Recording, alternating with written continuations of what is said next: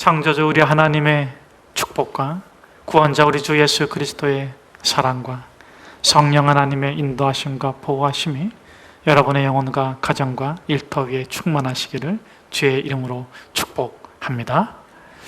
오늘은 문안에 관한, 인사에 관한 말씀입니다.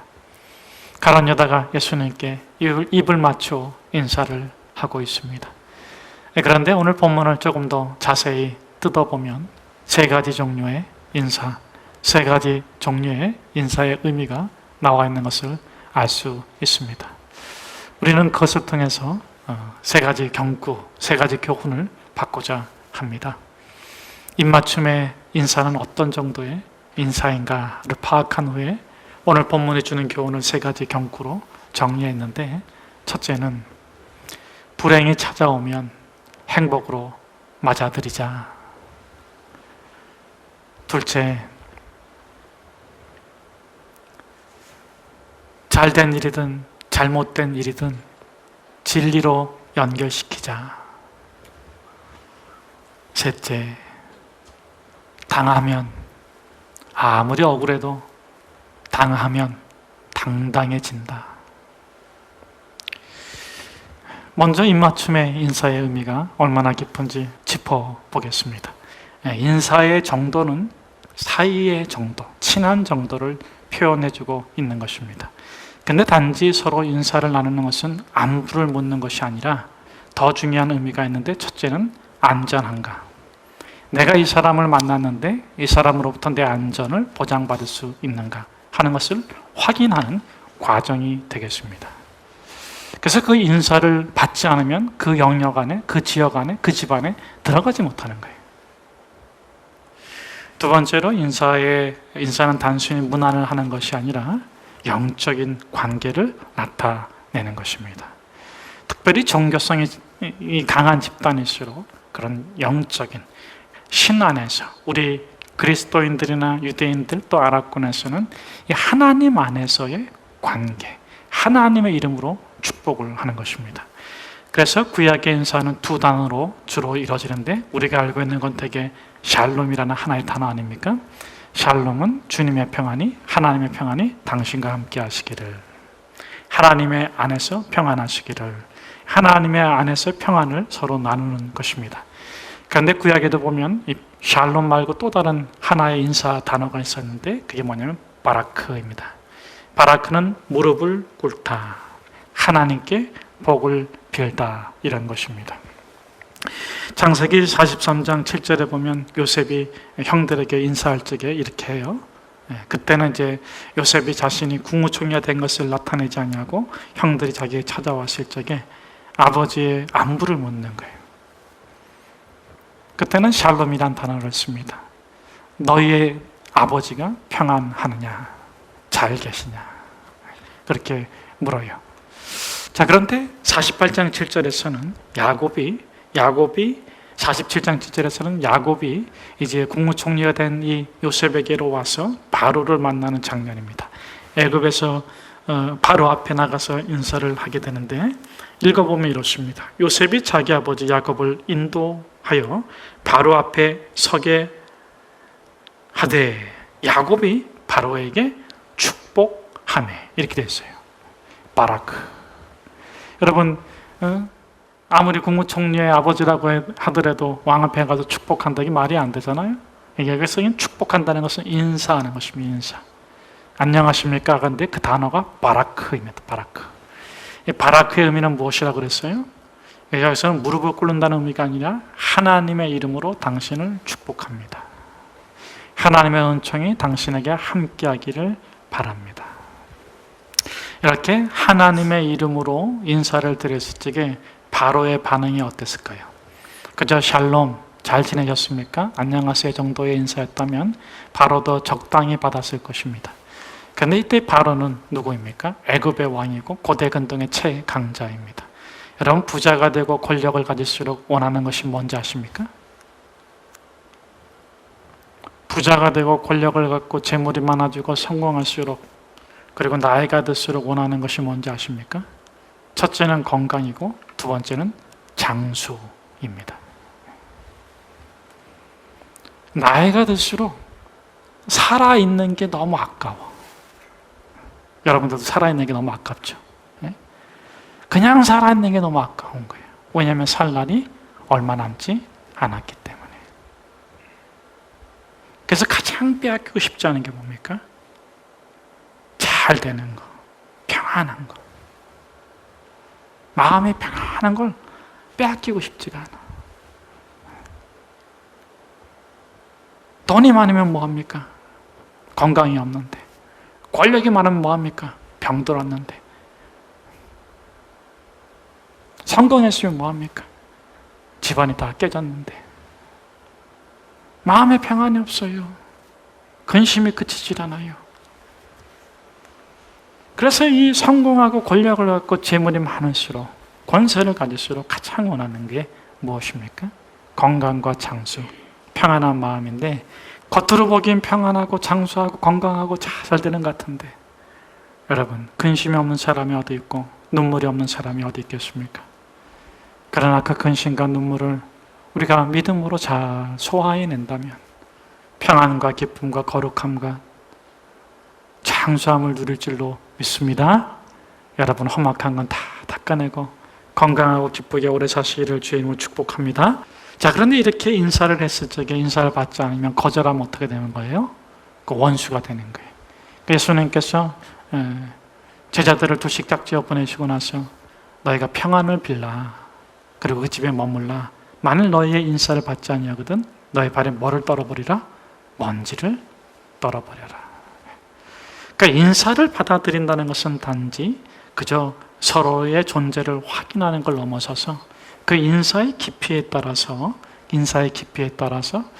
생명을 나누는 관계로서 살기도 하고, 또는 동업을 하고 일을 같이 하는 관계로서 살기도 하는 것입니다. 자, 오늘 본문에도 보면 이 신학의 유다가 나오는데, 이 신학의 유다가 어떻게 이 평안을 빌미로 해서 예수를 어렵게 하는지 한번 살펴보겠습니다.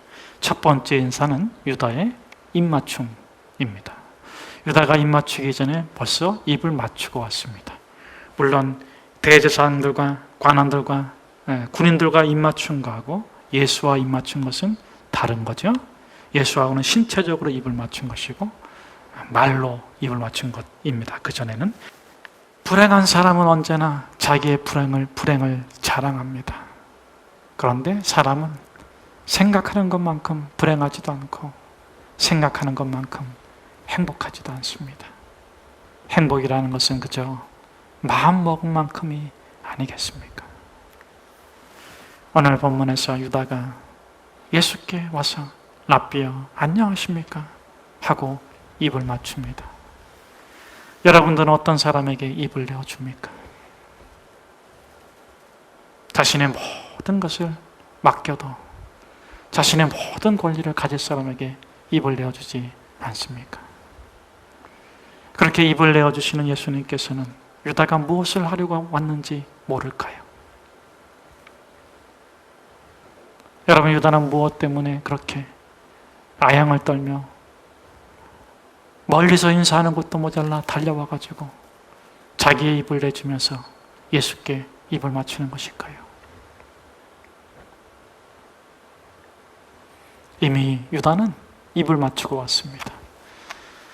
은삼십을 받고 예수를 잡아가지고 죽일 계계를 다 짜고 입을 맞추고 와서 내가 달려가서 입을 맞춘 사람이 그이니 그를 잡으라. 칼과 몽치를 가지고 군대를 가지고 왔어요. 오늘 이 마태는 누가나 요한과 다르게 불행에 찾아왔다면 행복으로 맞이하라 하는 메시지를 주고 있는데, 누가복음과 요한복음을 살펴보면 예수님께서 유다에게 한 대꾸가 다릅니다. 오늘 본문에는 친구여 이렇게 대답해요. 불행을 가져온 유다한테 뭐라고 말한다고요? 입을 맞추는데 맞추게 해주고 친구여 이렇게 부릅니다. 누가복음에는 어떻습니까? 요한복음에서는 어떻습니까? 요한복음에서는 그 상황을 설명하고 누가복음에서는 예수의 입에서 나온 말을 더 설명해 주는데, 요한복음의 상황에 보면, 요한복음의 18장에 보면은 이렇게 돼 있어요. 누구를 찾느냐? 그러니까 그들이 저만치 머물러 서가지고 예수를 찾는다. 그랬더니 예수님께서 너희가 찾는 그가 나이다. 이렇게 말할 적에 땅이 진동을 했다 그래요. 그래서 그들이 물러가가지고 땅에 엎드려졌다. 그 신적 권세가 얼마나 컸던지, 전능자의 권세가 얼마나 놀라웠던지, 너희가 찾는 그가 나이다. 이렇게 말했을 적에 그들이 깜짝 놀래가지고 너무너무 두려워가지고 저만치 확 뒤로 나뒹굴어졌다가 다시 일어났어요.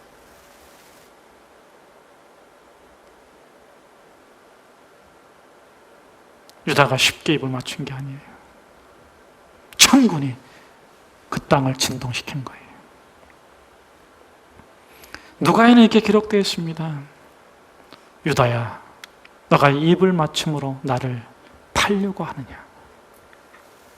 누가복음 22장에 보면 그렇게 기록되어 있어요. 유다야, 너가 입을 맞추어 나를 팔려고 하느냐? 너가 그렇게까지는 하고 입을 맞추는 관계인데, 내가 너를 그렇게 사랑했는데, 내가 너를 그렇게 소중히 여겼는데, 내가 모든 것을 다 너에게 내어줬는데, 유다야, 너가 입을 맞춤으로 나를 파느냐? 예수님께서는 정확히 알고 계신 것입니다. 그런데 마태복음에서는 그런 과정이 지나고 나서 예수님께서 이렇게 말씀하시는 거예요. 입술을 내어주십니다. 그리고 그의 눈동자를 보면서 친구여, 너가 하려는 것을 하거라.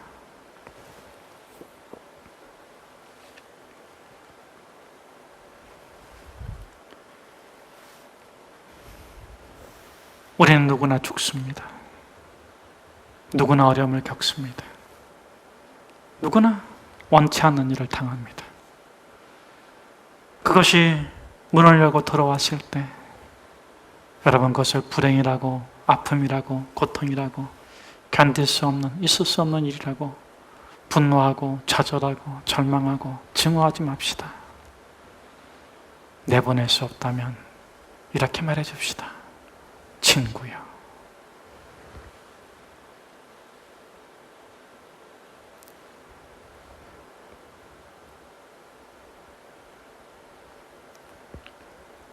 고통은 변해 기쁨이 될 것입니다. 저주는 변해 축복이 될 것입니다. 죽음은 변해 부활이 될 것입니다. 예수님께서는 그것이 유다의 행위만이 아니라, 유다는 그저 잘못 걸린 거요, 마귀에게 잘못 걸린 것이고, 욕심에 잘못 걸린 것이고, 재물에 잘못 걸린 것일 뿐이요, 하나님의 때가 이루었음을 하셨기에 하나님께서 그 유월절에 예수님을 제물로 받으실 것을 아셨기에 유다야, 너의 행위는 못됐지만 너는 나쁜 사람이 아니다. 너는 나의 친구다. 불행이 찾아왔다면 행복으로 맞이합시다. 그러면 그것이 복된 거룩함이 될 것입니다. 두 번째, 오늘 본문에 주시는 교훈은 좋은 일이든 나쁜 일이든, 잘된 일이든 잘못된 일이든 진리로 연결시키라. 순간의 선택은 중요하지만 한 번의 성공이나 한 번의 실패가 인생을 결정짓는 것은 아닙니다. 삶은 계속됩니다. 관계도 계속됩니다. 그리고 우리는 중단하지 않고 포기하지 않고 저 천성 예루살렘까지 꾸준히 올라가야 됩니다. 우리는 하루를 사는 거예요. 내일의 태양은 내일에 뜹니다. 여러분, 오늘 내일 어떤 일이 일어날지 모른다 할지라도 오늘 우리가 오늘의 수고를 다 합시다. 내일의 태양은 내일 다시 뜹니다. 내일에 대한 염려와 근심과 걱정은 하나님께 맡겨드립시다.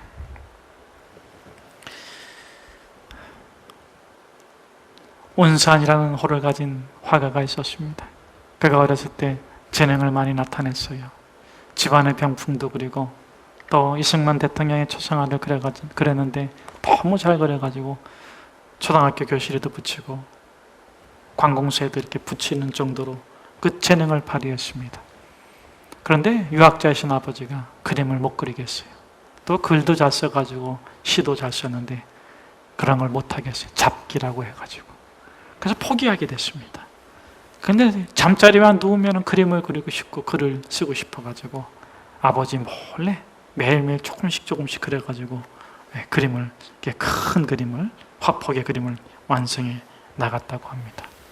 후에 아버지 또 인정을 받고 해서 화가로 활동하는데 그 사람은 이렇게 말을 해요. 자기가 이렇게 유명한 화가가 될 수 있었던 것은 하루하루 조금씩 큰 캔버스에 그림을 채워갔기 때문이다. 여러분, 인생의 커다란 캔버스라면 한 번의 실패, 한 번의 성공은 그저 한 획이에요. 아직도 채워넣어야 될 공간이 많이 있습니다. 일희일비하지 마십시오. 일비일비하지 마십시오. 오늘은 그저 오늘의 삶을 살았을 뿐입니다. 여러분, 이 베드로가 어떻게 합니까? 누가복음에 보면은 이렇게 말하고 있어요. 그들이 쳐들어왔을 적에 그들의 입맞춤이 어떤 입맞춤입니까? 유다와 예수님의 개인적 입맞춤이기도 하지만 그 집단과 이 집단의 인사 아니겠습니까? 만일 그 예수님께서 집단의 대표로서 문을 열면은 그 집단이 들어오는 거예요.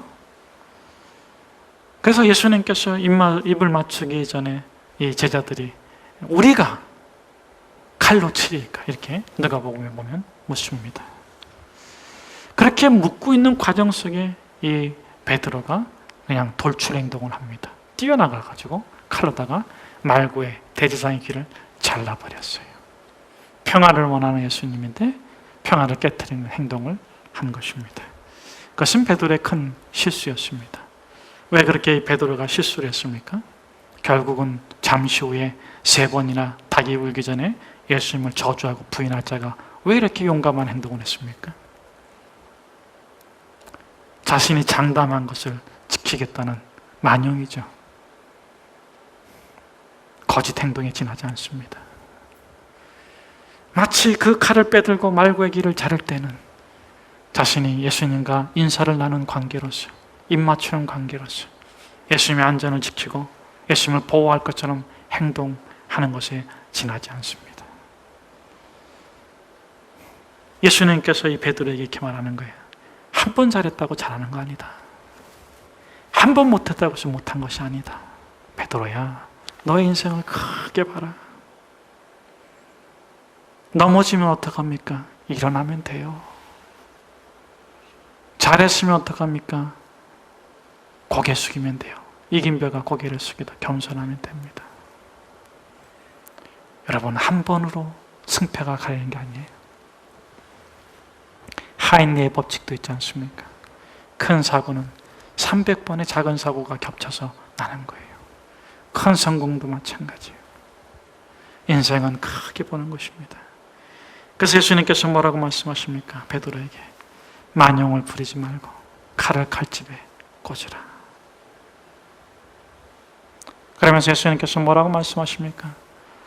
너가 만일 그렇게 하지 아니하면 이런 일이 있으리라고 한 성경이 어떻게 이루어지겠느냐? 54절에 그런 말씀이 있고 또 56절에 보면 그러나 이렇게 된 것은 다 선지자들의 글을 이루려 함이니라. 잘한 것이든 못한 것이든 진리로 연결시키십시오. 이 오늘의 일을 하나님께서 어떻게 섭리하셔서 하나님의 경륜 가운데 영광이 되게 하실까? 그분을 신뢰하십시오. 여러분, 하나님이 여러분의 하나님인 것으로 인해서 기뻐하십시오. 여러분이 한 번 성공했다고 기뻐하는 것이 아니라, 한 번 실패했다고 좌절하는 것이 아니라, 어려움을 겪었을 때는 하나님이 나의 보호자이심을 인해서 평안을 누리시고, 잘했을 경우에는 하나님께 영광 돌림으로 기쁨을 얻고, 하나님의 선하신 경륜을 따라 살아가시는 저와 여러분 되시기를 주의 이름으로 축복합니다. 세 번째 교훈은 무엇입니까? 당하면 당당해집니다. 여러분, 당한 것을 너무 억울하게 하지 마십시오. 당하지 않으려고 너무 그렇게 기를 쓰지도 마십시오. 당해도 괜찮아요. 당하면 당당해집니다. 오늘 본문에 보니까 제자들이 다 도망갔다고 했는데 요한복음의 도움을 받으면 예수님께서 도망갈 수 있도록 배려해 주신 거예요. 예수님께서 뭐라고 말씀하십니까? 요한복음 18장에 보니까 8절에 보니까 나를 잡고 이들은 가게 둬라, 이렇게 말씀하십니다. 내가 잡히겠노라. 내가 당하겠노라.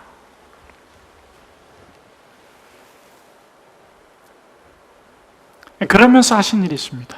말고와 인사를 나누시는 예수님, 말고와 입을 맞추시는 예수님입니다. 여러분, 인사에는 많은 종류가 있지만, 말의 인사가, 행동의 인사가 있고 선물의 인사가 있지만, 입을 맞춘다는 것은 인사 중에서도 가장 깊은 인사가 아니겠습니까? 자기의 전 존재를 맡기는 것이죠. 베드로가 잘못 휘두른 칼에 말고의 귀가 떨어졌어요. 귀가 잘렸어요.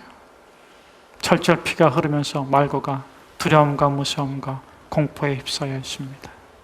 요한복음에 따르면 땅이 진동했고 자기들이 뒤로 벌떡 밀려나 넘어진 경험도 있었기 때문에 더 그럴 것입니다. 죽음의 공포가 그를 덮쳐 있을 때 저는 예수님께서 그에게 입을 맞춰줬다고 믿습니다. 말고야, 두려워하지 마라. 내가 너를 고쳐주리라. 실질적으로 입을 맞춘 것은 아니지만 그 당시 말고도 그 예수님의 인사, 그 예수님의 문안을 다 받아들이고, 예수님께서 땅에 떨어져 뒹구는 귀조각을 잡아가지고 붙여주실 때 그분이 자신을 죽일 수도 있지만 자신을 살려주실 것이라는 믿음으로 자신의 모든 것을 내어 맡겼을 때 그의 귀가 깨끗하게 나음을 받았습니다. 이것이 진정한 키스가 아니겠습니까? 악용하는 것이 아니라, 무력을 쓰는 것이 아니라, 이익을 위한 것이 아니라 치료와 회복과 구원의 키스. 이것이 진정한 인사가 아니겠습니까? 말고는 귀가 떨어진 일을 당해야만 했습니다. 대제사장의 시종이기에, 직업이기에 칼을 들고 갔지만, 몽치를 들고 갔지만 너무나도 어이없는 일을 당해고야 말았습니다. 그러나 그 일을 당하고 나니까 어떻습니까? 당당해집니다. 죽어도 좋고 살아도 좋은데 내가 정말 예수님과 입 맞추고 싶습니다. 자신을 내어드릴 때 예수님께서 그 얘기를 맞춰주십니다. 여러분, 입 맞춤이란 무엇입니까? 귀 맞춤입니다. 귀 맞춤은 무엇입니까? 서로의 마음을 주고받고, 안전을 주고받고, 생명을 주고받고, 서로가 서로의 진심을 주고받는 것이 진정한 입 맞춤이 아니겠습니까? 여러분, 당하면 당당해집니다. 단 하나의 조건이 있습니다. 당해도 본심, 진심, 첫사랑, 첫 믿음을 잘 지키면 당당해지는 것입니다. 세파가 아무리 여러분들을 힘들게 하고, 코로나19 상황이 아무리 여러분을 힘들게 한다 할지라도 여러분, 첫 믿음 지키세요. 첫사랑 지키세요. 예수 그리스도 복음 지키세요. 그러면 여러분은 당당한 언늘의 비전의 성도로 살아가게 될 것입니다.